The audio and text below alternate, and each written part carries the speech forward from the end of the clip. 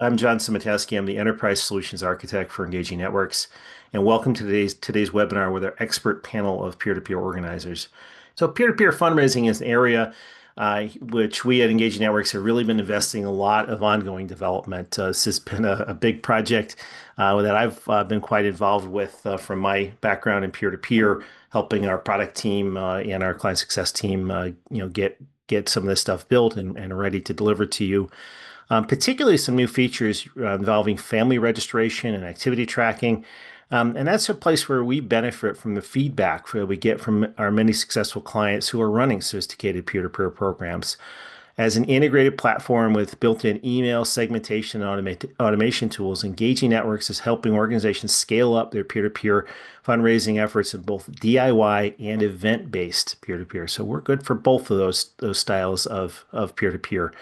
To that end, we're proud to provide the digital platform to these three clients that we're going to have on screen with us today. And we're excited that they're here to share their insights into peer-to-peer strategies. So now I'm going to hand off things to my good friend, Molly Kelly at Zuri Group. I've met Molly many years ago when I worked for Dana-Farber. Zuri Group was instrumental in helping us work through some peer-to-peer needs at Dana-Farber, and we were ultimately raising $20 million a year in peer-to-peer because of the great work that we were partnering with Zuri on. So Molly, I'm going to hand off to you. So Molly's going to facilitate the panel today and provide introduction to our speakers. So you're all yours, Molly. Hey everyone. So I'm thrilled to have you join us today for Peer Power in Action. It's a cute, catchy title. Insights from the front lines of community fundraising. So I'm Molly Kelly. I'm President of Digital Solutions with Zuri Group, and I'm the moderator of this dynamic and timely conversation. Peer-to-peer fundraising is more, well, I'm going to switch to that, but peer-to-peer fundraising is more than just strategy, right? It's a movement. It's powered by people and their stories with a shared purpose. Now, whether it's someone choosing to raise money for your cause with a birthday fundraiser, or maybe they're going to participate in a community walk or a viral digital campaign, peer-driven efforts are the force that connects your supporters to your cause, right? So today I'm bringing three voices from the field of peer-to-peer who are innovating, adapting, and they're thriving. You'll first hear you hear firsthand what's working for them, what's evolving, how organizations are building authentic relationships that drive the impact. So whether you're here to learn or you're going to be shared to be inspired, you're in the right place today. A little quick about me and a quick plug. I have a career in nonprofit technology with experience in peer-to-peer fundraising. For the last 17 years, I've been here at Zuri Group, and I've worked on large peer-to-peer programs like Dana-Farber, American Heart's Jump Rope for Heart Walk, which is the #1 peer-to-peer campaign every year on the top 30, and also a little bit with some of these clients and these organizations. Zuri Group is a longtime Engaging Networks partner. We help nonprofits, healthcare, and higher ed organizations like yours raise more money, build stronger relationships, all through technology, operations, and data. Now I'm going to introduce our panelists, and it's not just an intro, we're going to learn a little bit about them. So I'd first like to introduce Ashley Ryan. She's Events Manager at Huntsman Cancer Foundation. Now, Ashley has been working in nonprofit development and peer-to-peer fundraising since 2015. Her experience includes athletic-based fundraising, like walks and runs and cycling challenges. We know those are a little bit harder to run, so Ashley's got those chops. And she's also got a lot of experience in managing participant email communications, what some people call coaching emails and beyond, as well as content and registration promotion. Ashley, tell us about yourself and how you got started in peer-to-peer. Yeah, thanks, Molly. So I'm coming to you from Salt Lake City. So I am the 9 a.m. person here, so a little further away from the 5 o'clock somewhere, but more close to the coffee. Like Molly said, I started just about 10 years ago in nonprofit. I graduated my college degree in communications in 2014 from Utah State University.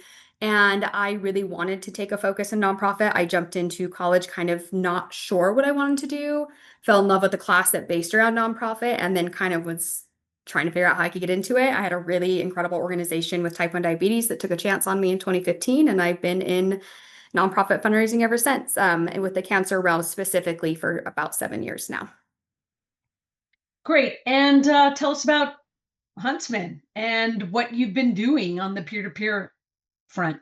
Yeah, for sure. So Huntsman Cancer Foundation is the charity arm of Huntsman Cancer Institute, which is our institute here. It covers 5 different states or 11% of the US. So we have some of the largest area that we cover with cancer treatment and a couple partner hospitals. So we do a lot of fundraising and a lot of funding within our organization, peer-to-peer wise. So we have 2 major signature events. Not as much peer-to-peer, obviously, our annual gala, and then our Huntsman Sports Fest, which is our athletic-based cycling, running, walking, and also we call it our Sports Quest. So it's a scavenger hunt based thing, which has been kind of a fun thing we've been working together with everybody on. These 2 events raise about $1.5 to $2 million a year. We've kind of gone a little bit half and half on doing the gala every other year. So just depending on where those are at. So kind of in that middle ground of what they raise. We also have an additional athletic fundraising program. It's called our Huntsman Heroes program. So we partner with local events like Salt Lake City Marathon, or we have it's called Low Digest, so the Logan, Utah to Jackson with cycling.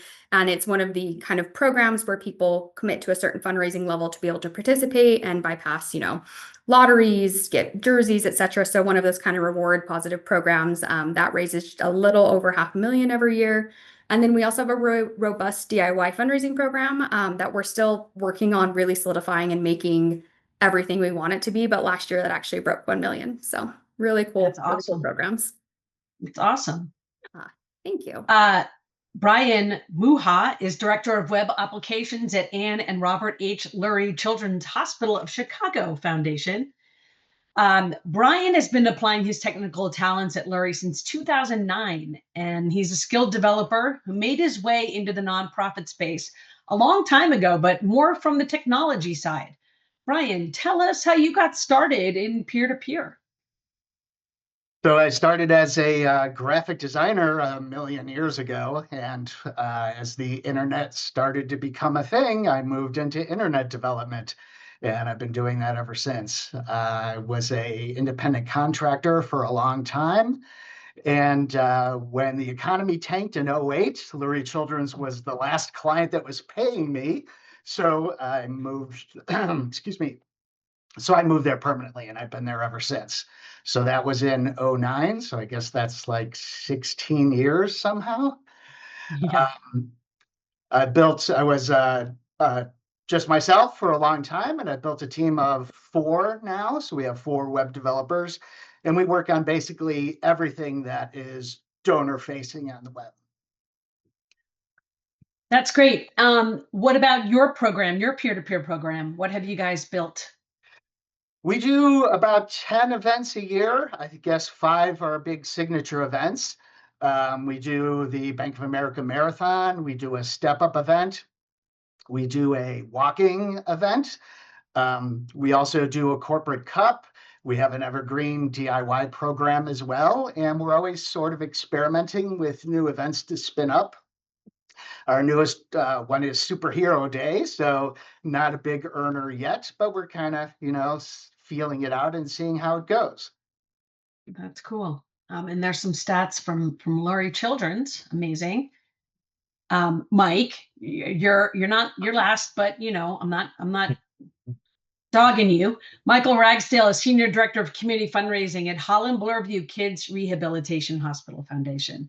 And Mike has been working there since 2020, and he leads the community fundraising team, which makes extensive use of engaging networks, of course.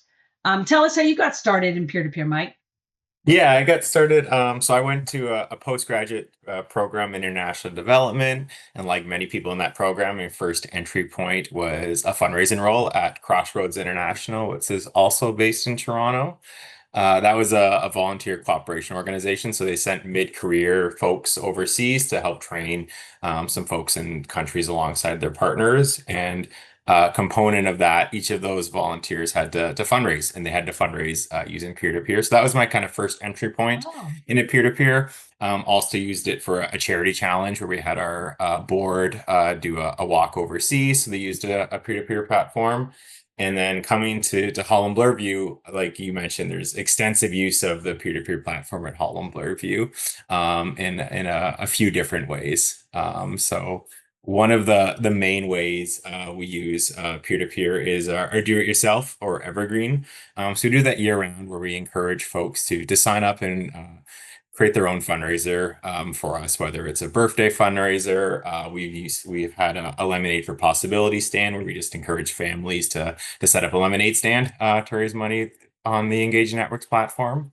We promote that usually through ads, promotion in our newsletter, and direct outreach. So it is also an acquisition tool for us. We get quite a few brand new folks come to us for the very first time by signing up as a fundraiser for us.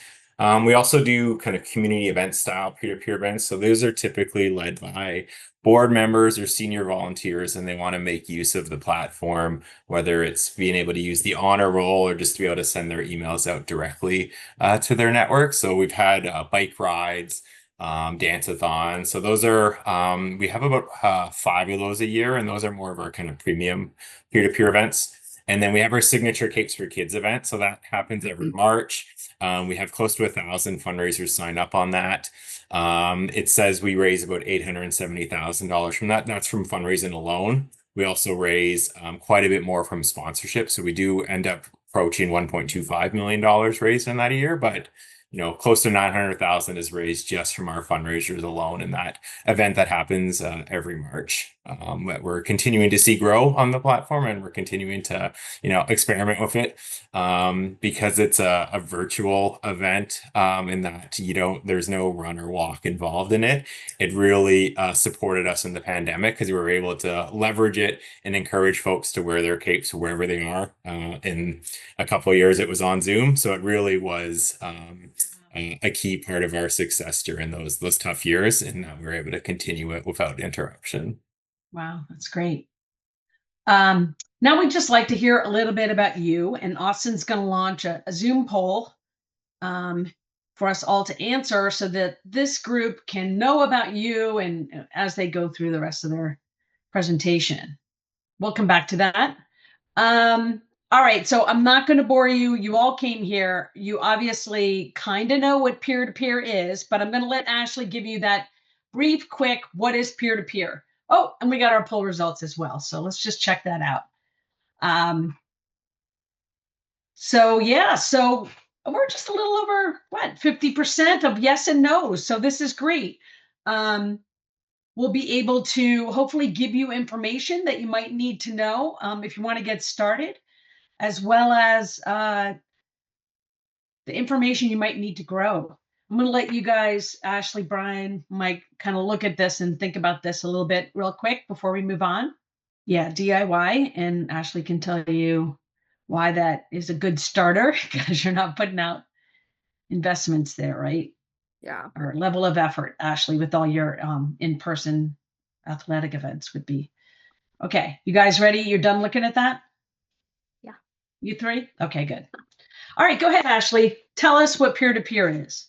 Cool. So it seems like many of you know what peer-to-peer is, but just to kind of keep us on the same page, a couple things with peer-to-peer. So it is an obviously very unique fundraising because it isn't a direct ask to donors, which obviously has its own set of really incredible things and also a lot of challenges. Most people, no matter the size of your organization, there's a lot of different giving happening in your organization, whether it's major giving, there's direct mail, obviously peer-to-peer, and a lot of things that are nice with major giving is it's, one person working with one direct foundation, one direct individual, and asking that person directly who may be tied to the mission or being able to educate that person on the mission, where we spend more time educating people to ask other people for money, which is a really scary place for people to be, whether even if they're so invested, if they've been affected by different things, it's difficult to ask people for money. So it's a really cool, unique place to be because especially like with tools with Engaging Networks where you can utilize these emails and have very specific communications like coaching emails to tell people kind of like, hey, we see you, we know you've done this, you're new, etc. How can we assist you? So it's just a really cool thing, but it's basically just the knowledge of, you're telling somebody's asking somebody else for money, just like we did in elementary school, many of us, which Molly will chat about later.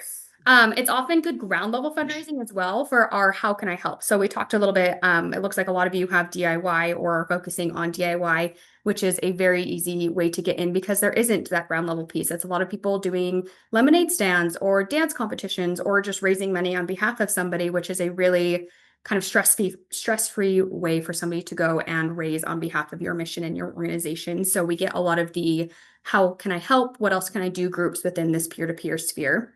It's often tied to activities, whether we organize them or the community are doing them. And it's really incredible because it creates so many ambassadors to share the organization's mission and story. And we leverage those social and professional circles as well, right? Where a lot of the direct asks you kind of stop there. You may have somebody who says, yes, I gave to this organization, but in this group, especially with a lot of people we work with, they're sharing on social media. They're talking to their workplaces about why they feel so passionate about this, which then creates even more ambassadors within your community, which is what we need to grow to continue to fund the different nonprofits that we're working with. Awesome. That was not boring. Good. I'm glad. So why does peer-to-peer work so well when it does? There's a couple core reasons. You're expanding, as Ashley said, you're expanding your fundraising team fast. You're adding on to that development team with these volunteer, in a sense, fundraisers for you. Even a few passionate supporters can multiply your reach and amplify your efforts if you're able to really connect with them. Relationships are a superpower. We know that 92% of people trust recommendations from people they know, family and friends. That's the magic of peer-to-peer because that's who's making the ask. And humans are social creatures. They were putting on their capes over Zoom.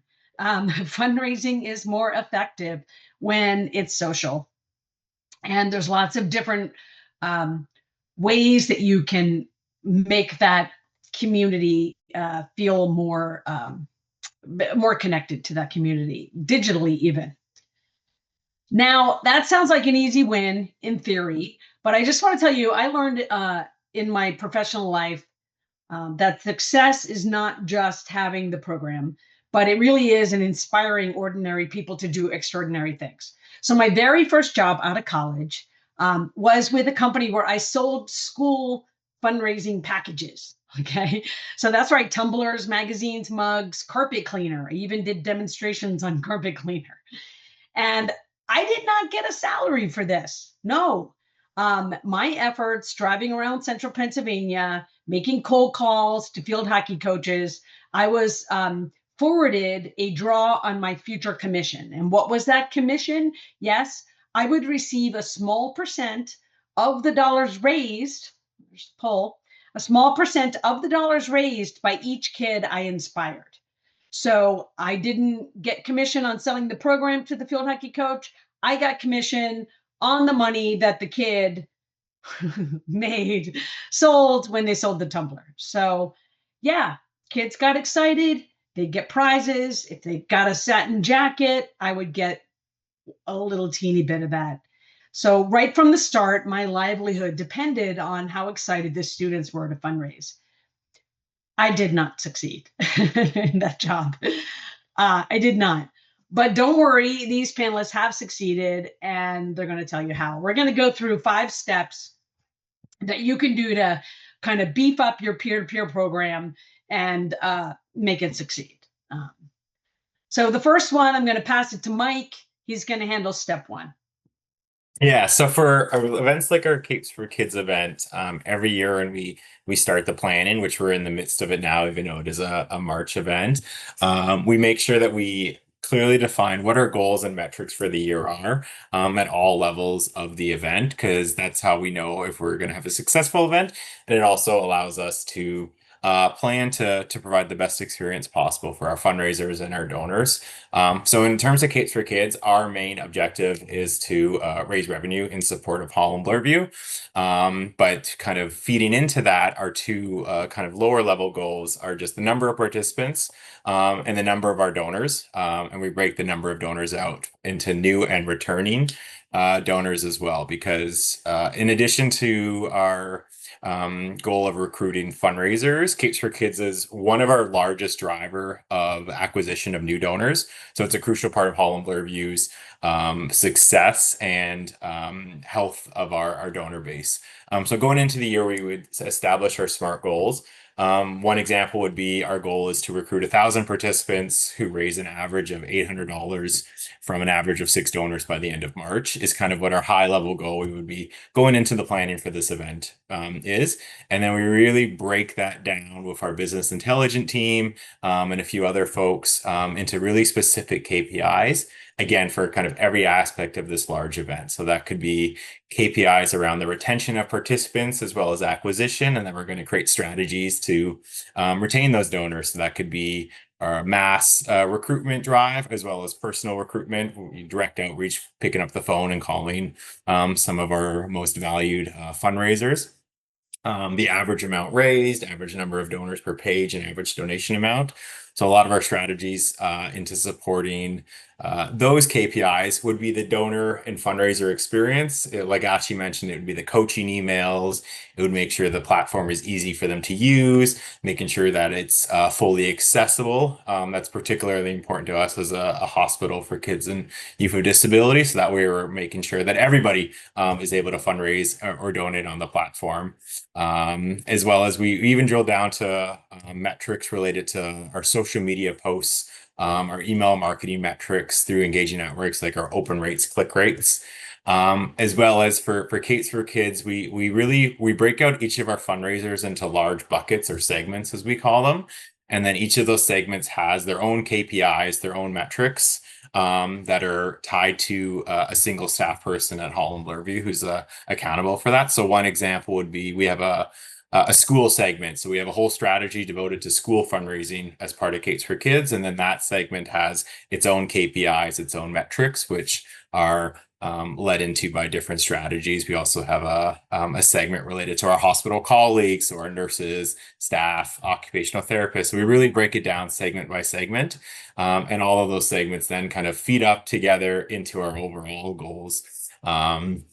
Of our recruitment and revenue goals, and having these early and really set and kind of drill down into each of our strategies helps us along the way when we first kick off the event know how we're doing. We compare it year over year, we compare it to goal, so we do have the flexibility and we know when, if we need to pivot or if we say certain KPIs are performing better than others, we may take those learnings and bring it into a different strategy, or we lean into what's working in that particular year and maybe devote time to the things that aren't doing as well in a particular year, maybe for next year. So again, planning early and often these metrics and goals is key for us, at least, in making sure that we are ultimately going to have a successful event and ultimately give the best experience possible for our fundraisers and all of their generous donors supporting their fundraising in Hall and Blairview.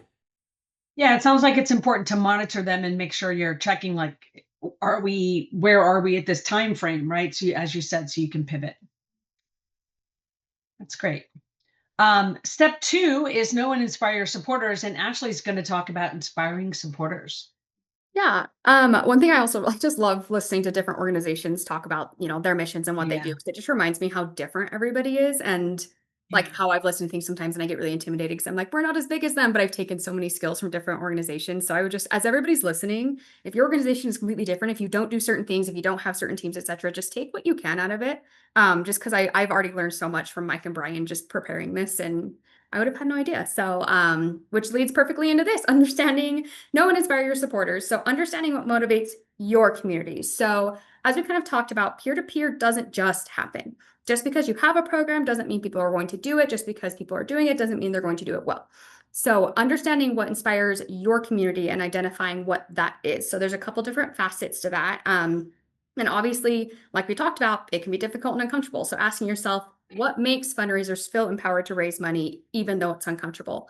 One thing at Huntsman Cancer Foundation that we like to really talk about is that we can designate our fundraising. That's one piece that we talk really heavily in the peer-to-peer space is if somebody has been affected by breast cancer, they can designate their fundraising to go specifically to breast cancer, which we've worked really hard with different groups within Zuri and Engaging Networks to make sure that that can happen and that accounting goes through correctly. So just identifying those pieces so people can say, like this means a lot to me. My aunt was, diagnosed with breast cancer and I can actually guarantee you your money is going there is really impactful and really trusting for people. Compelling stories and visuals to connect emotionally. As we know, a picture speaks 1,000 words. And I know when I go to a site, if it's just verbiage, I usually get bored because why would I just want to read all the time? So utilizing compelling stories from the field and identifying which ones are best. So depending on our different events, like our Huntsman Heroes program, a lot of our stories and the people using, they like to feel the community stories. They like to see, wow, that person is doing this alongside me. Where our Huntsman Sports Fest events get a little bit more of the like, well, how are they fundraising so well? How are they doing this? So kind of identifying even within your own programs, what pieces of those connect and what pieces connect emotionally, because that's what we're doing. We're all in a very emotional game with whatever we're fundraising for. We all want to raise funds and support each other and share those pieces. So identifying kind of what those are, the real people, volunteers, beneficiaries, community members, etc., and making sure that you really get those out there. And then last, kind of incentives. So again, what incentivizes your people? Is it the t-shirt? Is it, a shout out? So we have people who love to be shout out, especially our DIY people. They love shout outs on social media. They love to see on Huntsman Cancer Institute social media that they are being thanked and recognized. And wow, how cool is this? They raised $2,500 at this lemonade stand before school started. That is huge for them. Big, big, big thing. But other people don't necessarily need that. So we have some people that love a good branded item. We do jackets within our Huntsman Heroes program, and those things are the most opinionated things about. I get lots of feedback on that. People love to wear it around. That's their kind of badge of honor. Look at what I'm doing, look what I've done, and let me tell you about it. So again, kind of that ambassador piece. And then matching gifts. We've kind of, I feel like, all know generally about matching gifts in the peer-to-peer space, but utilizing the power of these in so many different ways. And are they motivating? We've started finding that a lot of our sponsors, well, we have sponsors who like to be on site. They like to have their logo someplace. We have a lot of people who don't really care to be on site. And we've tried to really focus on, okay, well, how can we hit your goals then? Some of them are marketing. Some are, we just want to make an impact. How can we make the greatest impact? Matching gifts, of course. So we really have taken a big focus on that as something that we worked throughout the year, as well as we actually had a late sponsor come in and kind of say, hey, how can we make a difference? It was post-event. And we actually went through our fundraisers and went through people who were close to certain incentive levels and gifted them a matching gift to hit them to those certain levels. So say the sponsor helped you hit this and helped like, thank you for Oh, fundraising. wow. They helped reach you up a little bit and bring you up. So that was a really cool piece that we tried this year and worked really well. But Yeah. just kind of like I said, identifying what supports your group and knowing what works for me may not work for you, but it could help you get there. Wow. That's a unique idea. I like that. Helping them reach their goal, right? With the matching gift. Never thought of that. Step 3, and we're going to pass this one to Brian, and he's going to talk about that experience. So I thought I would show a bunch of pictures of things that we're doing with our sites as we build out sites for our fundraisers for our events team. Next slide, I guess. Okay. Thank you. So one of the biggest things that you want to do, of course, when you're building out your site is establish your brand identity, right? You want it to look like your organization. And I think that we like to make each event look like the event, give them some personality. So one of the biggest ways that we do that, we added about 5 years ago or so, these big hero graphics. And these are actually little 30-second looping videos. So they're basically little commercials for the event where you get to see people at the event participating, get a feel for what it's going to be like if you joined before you actually join. Of course, you also want to make sure that it's mobile friendly and all that kind of stuff that we've heard for years now. Another thing that we like to do is provide role models for the fundraisers on the website. Mostly, your website certainly the homepage is going to be for your fundraisers and not really your donors. The donors are going to go right to the fundraiser's personal page. So this is all really geared towards motivating the fundraisers. We've all seen leaderboards, right? We know about that. And that is, important to show kind of like what other fundraisers are doing, what level they're getting to. You might have a $200 fundraising minimum, but that's not really the most that you want people to raise. And this kind of shows what's possible. We also, these are examples from our DIY campaign. We have a little slider here on the left of other fundraisers, so you can kind of get some ideas, some inspiration from what other people are doing, what types of fundraisers they're running in the DIY campaign. And the little the difference you make block kind of gives you an idea of what your dollars do. So what $100 would do for the foundation. Next slide, please. Yeah, cool. Oh, one thing I wanted to mention that was cool on the last slide, sorry. One program that we started a few years ago was a mentor program. So basically, we're taking some of the really high fundraisers and getting them to write emails for the other fundraisers and kind of give them their own tips. So hearing directly from your peers rather than reporting in on what other people are doing from us. So it's not all kind of downwards facing. It's, mixing between the two fundraisers and getting them to talk. Cool. So also providing resources on your website for your fundraisers. You don't want to just cut them loose and let them figure it out on their own. We have an extensive library of helpful documents, fundraising ideas, Excel spreadsheets for scheduling your fundraiser, what milestones you should be at what time to meet your goals, videos that they can use, they can post if they want to, or just watch for their own edification and keep themselves motivated. Social media assets, right? You want people to spread the word, so give them plenty of things that they can post, animated graphics, banners for their Facebook and that sort of thing. Love that. Next page, I guess. Keeping the momentum going is always important, right? Especially for a long-running campaign.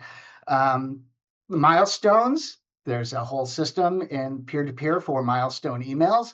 The default, I think, has like 4 milestones.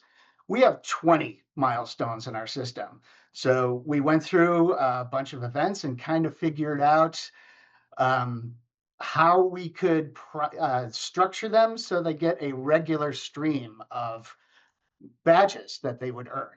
So just first joining will get you a milestone badge. Your first $20 gets you a milestone, then 50, then 75. And it slowly spreads out as they get higher and higher. But we go all the way up to $10,000, and that covers almost every fundraiser. So you don't want it to drop off for your big performers, right? Those are the ones you want to keep going more than anybody.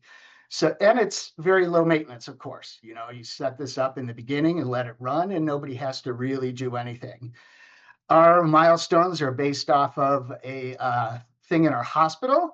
We have a 20-floor hospital, and each floor has an animal theme. So these animal icons are actually little badges that are next to the button on the elevator. So basically, as they're fundraising, they're climbing our hospital to the top. I love that. Yeah. Next step, please. More ways to keep them engaged. You provide them some banner art for their page. Why not provide them a big selection to choose from? Yeah. Some people will post their own, of course, but it's much easier and nicer if you have your marketing people make something fancy. Yeah. Another thing that we've done is a Strava integration. This was originally built by Zuri Group for us, and we've done some customizations since then. Basically a way to, again, kind of foster a little competition. We've tried doing a little incentive program around this as well. You can also use this sort of thing to do virtual athletic events, which we did. Actually, that was the original driver for this during COVID. how we could do athletic events, which are the majority of our fundraising events, off-site, virtually. So That's cool. Strava tracking and integration that way. Another thing that you can do as you're building out your site is try to improve the usability, right? So improving the mobile navigation, right? So you can see on the right there, the default, that's probably a pretty old default, but what we've done with it, so more graphical mobile navigation that kind of elevates certain important links, prioritizes links visually, also provides easy access to social media and all that sort of thing. And it also sort of mirrors the way our main website works. So there's a little consistency with our organization there. On donation forms, again, improving usability. So adding tips, guiding them as they go through the multi-page donation form, or in this case here, collapsing sections, which is not really a function that's built into the donation forms on peer-to-peer 2. Can fairly easily do that and provide, we have a big, robust tribute program without adding 30 visible fields on the front of the donation form, which I think is not very advisable. I always tell everybody every field that you add to a form cuts down your response rate by X%, right? You don't know what X% is, but you're paying something for those, right? Yeah. So it's nice to not show them unless they're really needed. Yeah. Other little tips that you can do, simple things on the bottom of each page to increase SEO. You can mark no index. So for things like the registration workflow, you don't really want those indexed by Google. It's not really promoting your website very well. And on the other hand, you can add canonical tags to pages so that URL is consistently indexed by Google and increases the visibility there. You want to, deliberately spend your Google juice on pages that will benefit you the most. Some other things that we've done is add input templates, which is a little like Java jQuery plugin that you can add. So you get the proper format for your mobile number, avoid misspellings of email addresses and all that sort of thing. Just kind of little whiz-bangy things for donation forms that help you with your data gathering and are kind of fun to see on a page. That's awesome. Amazing technical enhancements, as well as just improving that experience when you add all that work Ashley did to get someone to click on that and go to that page to make sure that they're feeling the community juice. All right, so step 4 is leverage peer influence and storytelling. Mike, can you tell us ways that Holland Bloorview does this? Yeah. So one of the big ways, and again, speaking to Kate's for Kids again, because like I mentioned, we have segmentation. So we're each of our, we call them relationship managers, who manages one of these segments. We're telling stories about successful fundraisers, both in terms of success in their fundraising, but also their connection to Holland Bloorview to the segment that they're within. So if we're telling a story about a client family, so a family that comes to Holland Bloorview, we would be telling their story of how they're fundraising to other client families who are also fundraising on Capes for Kids. We make it as personalized as possible, and doing that digitally in Engaging Networks is easy because we code a segment to all of our fundraisers directly in the platform. So the coaching emails that they're getting emails that are relevant to them based on who they are to us. So we feature that kind of directly to segments, but we also feature it in our promotion of Capes for Kids. So whether it's with paid ads or organic posts or in our recruitment emails, we find those typically perform the best compared to just like sign up for Capes for Kids, telling a personal story about why someone else is participating, and also including how they had success in it has been really key in us particularly in recruiting new folks to us. Returning folks, they're coming back because they enjoy the event and they want to support home delivery. But brand new folks, it's seeing someone like them having fun and success fundraising and making a huge impact on kids and youth with disabilities. So it's a really a big inspiration to get them to, maybe sign up even if they've never heard of Holland Bloorview before they maybe got served an ad or someone they know posted about it. So that's been really crucial to us in getting new folks to sign up and fundraise for us. Ashley, do you have anything to add? Anything different or special that you guys are doing to get some stories? I actually want to highlight like our little leaderboard. So one of our big pushes with our Huntsman Sports Fest event is getting our hospital people, nurses, doctors, research teams, etc., involved. And so the leaderboards have actually, people are very competitive in corporations and in hospitals. So we've allowed our, or really kind of made a focus on our individual kind of fundraising teams from the hospital. So as an example, like pancreatic versus women's cancer, like they are very excited to beat each other out on fundraising. And those leaderboards, while they may seem simple, highlighting those in some of our coaching emails to them and just having them like on the board is very, very important for them. They love it. So that is something that I think is like, it's a silly thing, but for one of our, not a silly thing, let me phrase this. It's one that's maybe we don't think about as much outside of the fundraiser who's like, look, I'm on the leaderboard, like super cool. It's like the top 5 people. But we've utilized those to be able to hit those very specific groups who need that competitive edge. And it works the best for that focus. Yeah. I want to be on the For leaderboard. our corporate cup, it's our Go corporate ahead, outreach event. Departmental teams love to compete against each other. Brian. Yeah. Well, I want to be on the leaderboard. That's what I just said. So I'm ready to go. And step 5 is just to evaluate, stay connected. I'm going to ask, you guys can chime in, but what does your team do to evaluate and make sure you're staying connected? What do you do when your community is not fundraising, when it's not fundraising time? What are you doing to build this community? And whoever wants to take that. Mike? So one of the first things we do for when Kate's for Kids concludes is we send a participant survey. So we send a survey that's entirely optional, but we do have an incentive where if they enter the survey, they get a chance to win a prize. So we ask them for their feedback about we ask them for feedback about the platform or if there's anything we can improve for next year. We also ask them how they had success in their fundraising and if they have any tips for next year. So we use that to also kind of influence our coaching emails, but we also ask them what they want to see just in general more out of our peer-to-peer fundraising. 9 times out of 10, they really enjoy it and they have really great things to say. And what they most appreciate is hearing about their impact. So the impact that their fundraising and their donors is having. So we make sure that throughout the year, we continue to connect with them and kind of tell stories about the impact that their peer-to-peer fundraising had. And we make sure that we do, and again, profiles and segments and engaging networks make it easy for us to do this. So we're thanking them for their Capes for Kids participation throughout the year. We're not just thanking them as a supporter. We're That's making part sure of your planning. Like you have scheduled that like we're going to reach back out to our tier 1 fundraisers on this date with another kind of touch point.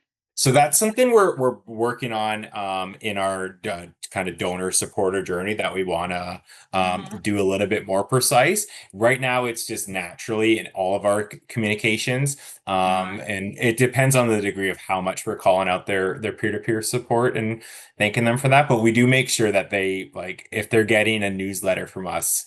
One of our monthly newsletters, they're getting it as a peer-to-peer fundraiser, and we're referencing their peer-to-peer support. But one of our main goals as we're entering into business planning is to really build out that donor journey a little bit more precise and robust. So we are having that kind of in this case, fundraiser journey, right? Yeah, exactly. Which leads to my next question. Does your organization, each of you in your CRM, in your core CRM, treat your biggest fundraisers the way you treat major donors? Like, do you have special treatment for those high-level fundraisers? I'll be honest and say we're working on it and it's not perfect yet. It's actually one of my big focuses this year is to really kind of Yeah. identify those donors and those fundraisers and make sure that their journeys are just as important as the major donor within our organization. So I Yeah. will go ahead and say not yet, but I'm excited to be able to focus on that. We Cool. do, and we're thinking about experimenting with actually assigning them prospect managers like you would for a major gift person. So Yeah. they actually have somebody keeping an eye on them all year long. Yeah. Yeah, That's we great. we do similar to what Brian said, where we assign them. Typically, our top fundraisers are being assigned. We call them relationship managers. So that's their point of contact. If they're getting any personal updates about their impact, or if they, make a donation through whatever appeal they choose to later on in the year, Oh, they're yeah. being thanked by the relationship manager Yeah, because they are directly. often donors as well, right? Yeah. Um, yeah. So, okay, you guys. So I went to Copilot and I put in a picture of each of our panelists and I said, give me a childlike photo of each person. So here we go. This is our panelists when they were children or in the future.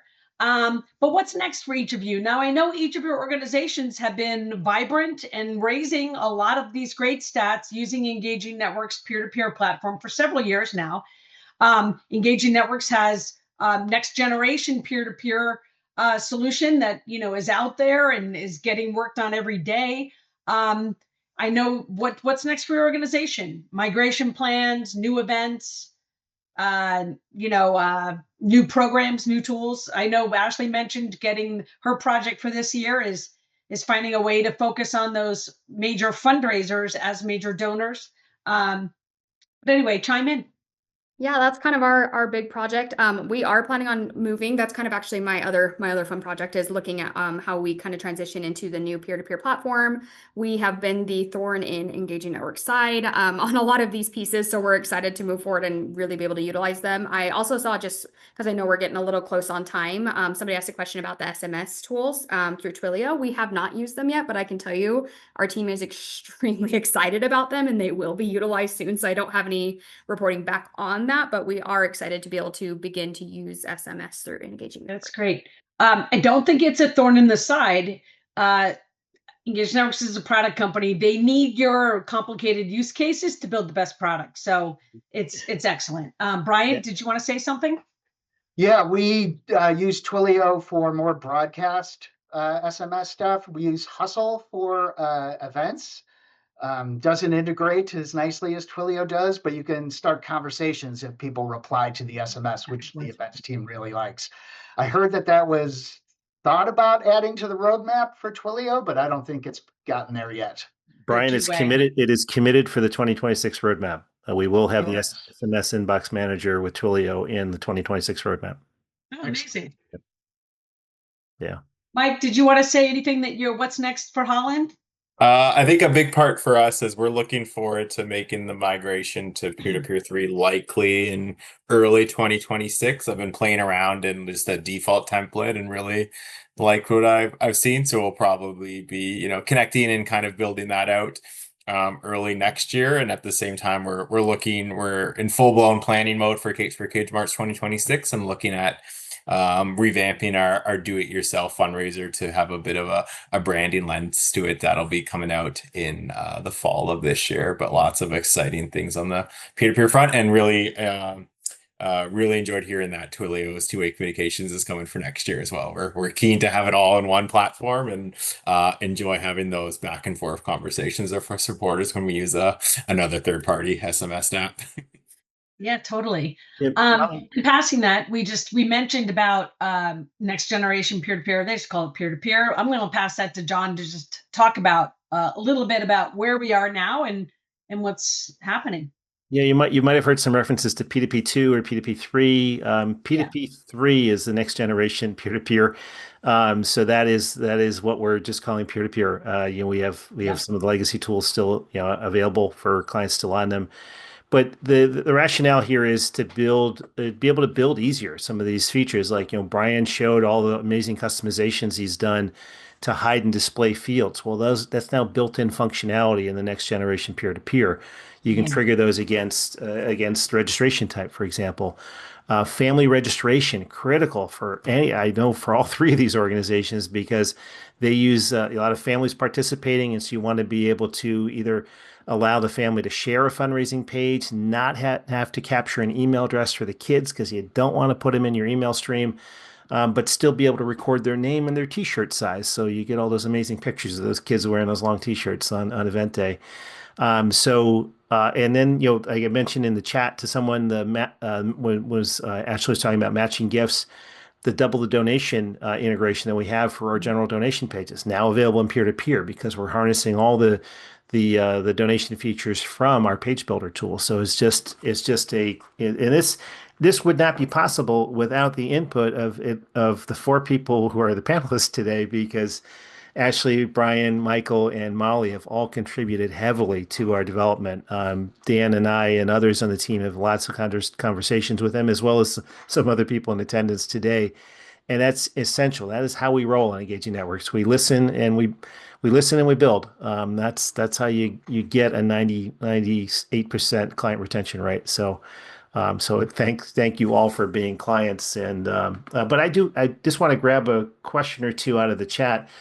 Jane Green asked early on about the numbers that you guys were showing for your campaigns. Were those inclusive of things like corporate sponsorship, or was that just the individual fundraising that came through the tools? Mine was just the individual fundraising. Nice. Yeah, I thought those numbers looked like that, Brian, on yours. Ours had, for Sports Fest, had both, but for DIY and our Huntsman Heroes program and Gala, those were all just inclusive of just fundraising. Nice.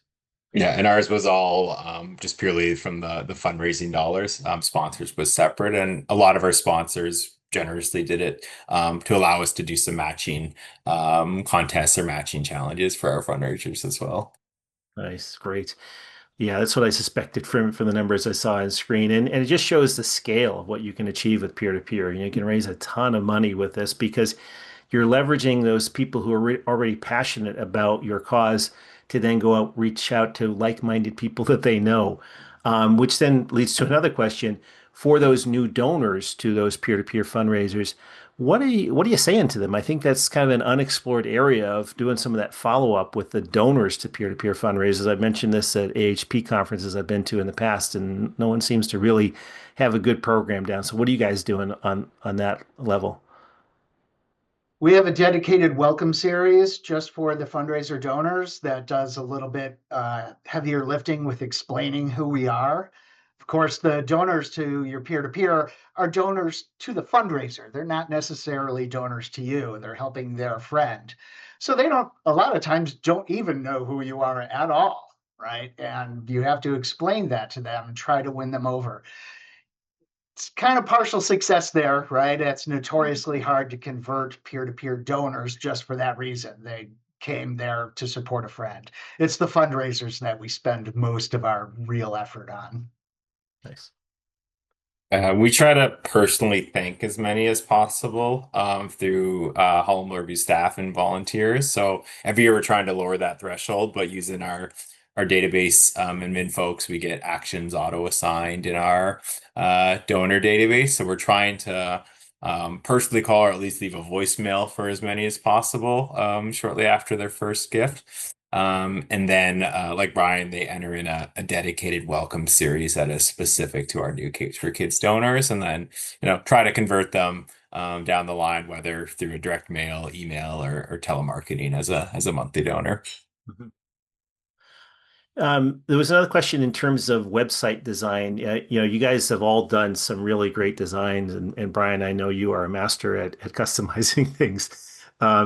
So where do you maybe for a new campaign, do you put that same level of effort into a new campaign? Because that's a lot of hours to do some of that custom work. I know at Dana-Farber we kind of said, okay, these are the things we'll do for a new site that you might raise a small amount in the first year, and then as it grows. So do you have those kinds of growth metrics from some of the resources that you put into some of your management of your sites? We do pretty much the same level of effort. We have a marketing team, so they come up with a design for us and we build it out. We may not do a video. That is, a bit higher effort for new events, but, we're always thinking they're going to take off. So you want to try as hard as you can at the beginning to try to get that to catch. Yes. Nice. And Molly, you've seen a lot of different peer-to-peer designs in your career. Where do you how does that conversation often start with a client? Where do you begin?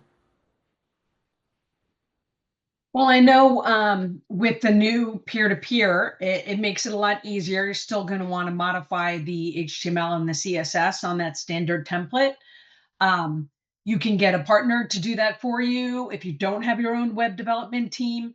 That just getting you a base template that is your branding and your style is not a huge lift using those standard tools.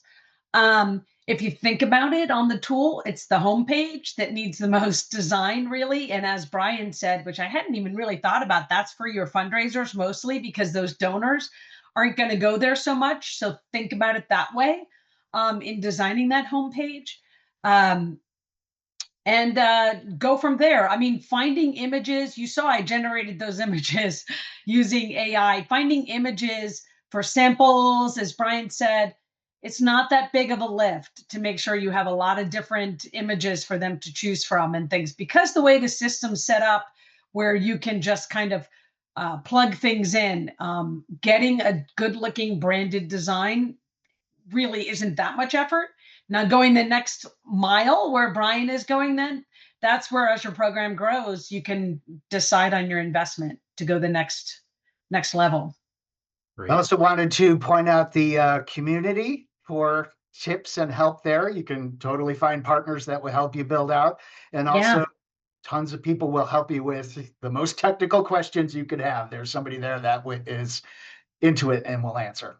totally. And then also remember, like Brian, your resource library, is that all live off your website? Yes. Yeah, so you might have a department that runs your website. Mhm. And remember, your branding to match. You can link back to a section that's always on your website and see if you can use maybe the web team. Um, as long as you plan your content, right? Use the web team to get that piece of it done. They don't have to be from your development resources or your development budget, even because your website group, right? We have an events calendar that is kind of promoting our events on the main website, which gets a ton more traffic than we do, of course. So Yeah. Yeah. Great. Um, and we're at time for today's session, but I want to thank all the panelists. I mean, this was, I think, I think between the five of us on the screen today, I think we could probably talk about peer-to-peer for a couple of days in a row without taking a Yeah, break. So, that's true. so we look forward to doing something like this again soon. For those of you who are not current Engaging Networks clients who are on today's webinar, we're going to be sending out an email soon to you. So if you want to learn more, we're absolutely willing to tell you more about Engaging Networks, including sharing some sample sites with you. And for those of you who are Engaging Networks clients, but maybe don't or aren't using peer-to-peer yet, or are using our legacy tools and want to migrate, please reach out to your account success manager, because our team has been working on lots of new tools, including some migration tools as well to help with that process. So thank you all so much to our panelists today. You guys are a wealth of knowledge, and I learned a ton today too, and I've been doing peer-to-peer for a long time. So thank you all Going so back to their pictures. so thanks everyone, and again, the recording will be shared with everyone who was registered for today's session, and let's give a big virtual applause to our amazing panelists today. Thank you, guys.